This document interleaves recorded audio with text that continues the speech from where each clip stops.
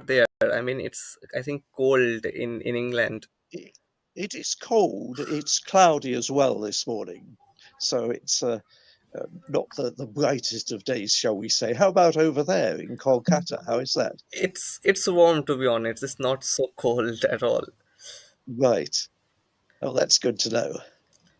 Okay, so we should wait 1 more minute and then we will start. Okay. Okay. And the idea is I speak for 20 minutes. Yes, That's the time. And is there a discussion, a Q&A, anything like that afterwards? I think we should have like a one short Q&A, and uh, Right. and then I'm going to record this entire lecture, and then we will upload Certainly. this on our YouTube channel, and there you will have plenty of views. So first we will record, Right. and then we will upload. Okay. I understand. Yes. Okay. Fine. Thank you. um, so we will not going to have too many people here, but hopefully in the YouTube channel we will have some crowd. Right. Okay. That's fine. Yes. um, Okay, so I think we should start, and formally I'm starting Okay. this. So good afternoon, everyone. Welcome to Victorian Vanguard. I am your host Ritom Dotto, and today we are quite very happy to host a very distinguished guest, Nicolas Tredell.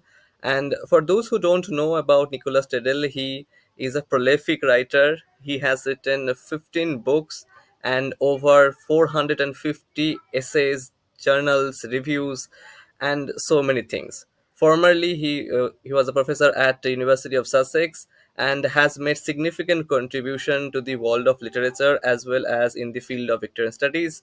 So I am really glad that you accepted this offer, sir. And today he will going to speak on the topic "Great Expectation as a National Allegory."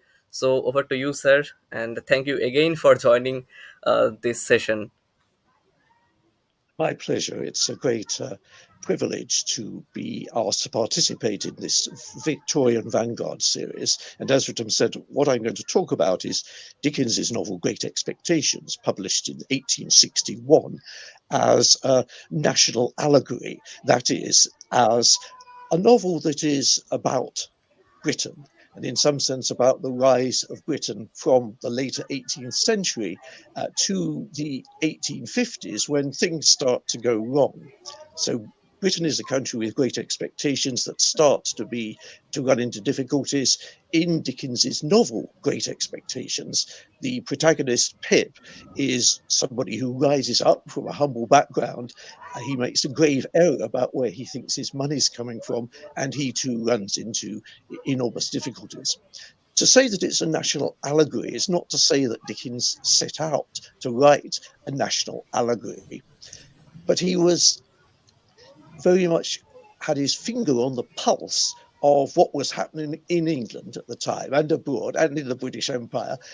He was Britain's most famous writer, both in the country itself and across the globe. So he knew what was happening. And so it's reasonable to make an assumption that his concerns about what was happening to Britain feed into Great Expectations, even though it doesn't explicitly announce itself as a novel about that. What I'd like to do, first of all, is to go back a bit historically before the Victorian era to see how this idea of Britain as an up and coming great nation developed.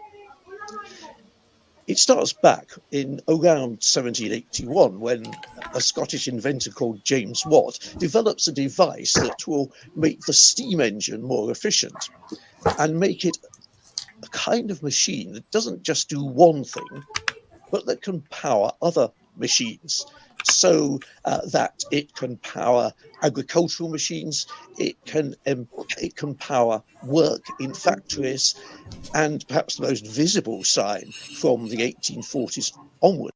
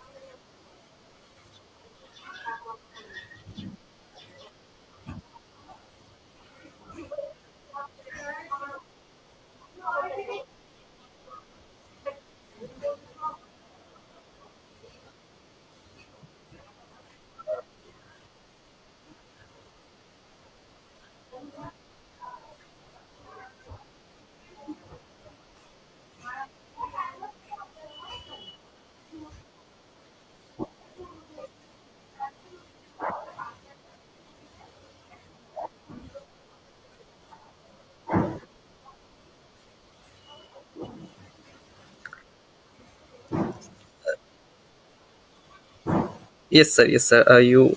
It's 20 minutes up, but it was a really a good lecture, to be honest. I have one question. I mean, have you finished your lecture? Yeah, like, have you finished your lecture?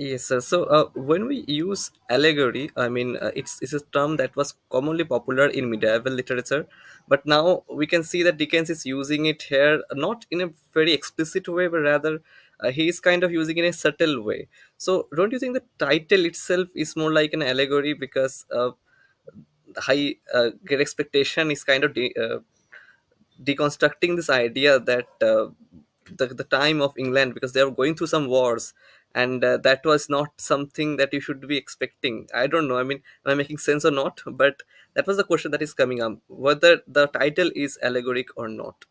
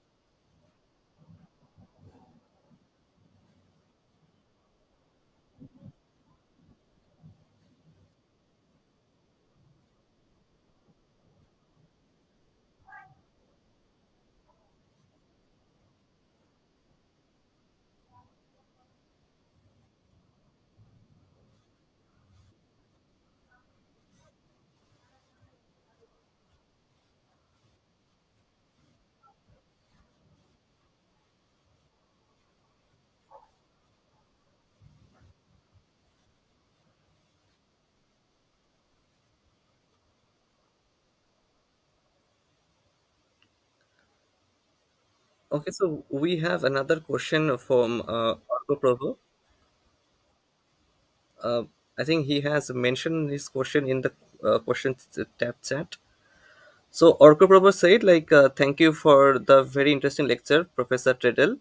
I would like to ask whether the Anglo-Afghan campaigns were part of this greater military moral deadlock that Victorian culture found itself in. Did Afghanistan go on to somewhat complements the Crimean disaster?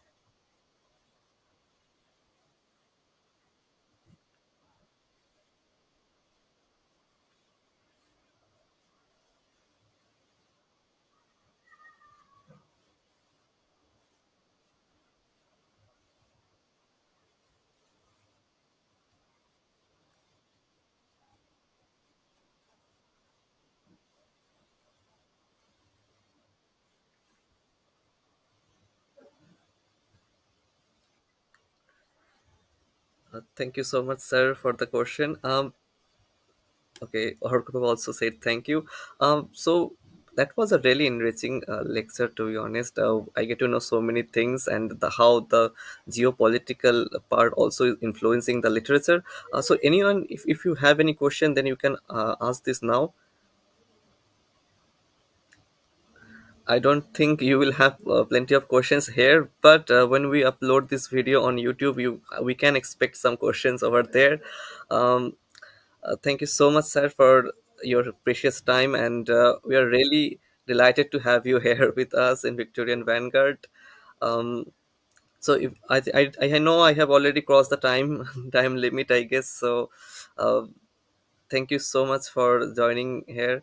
And okay, sir. Have a nice day. And so I am just ending it here. Thank you again, sir, and thank you everyone who participated and was listening to this lecture. So thank you so much for joining. We will upload this video on your YouTube channel, and I will share the link with you all. So thank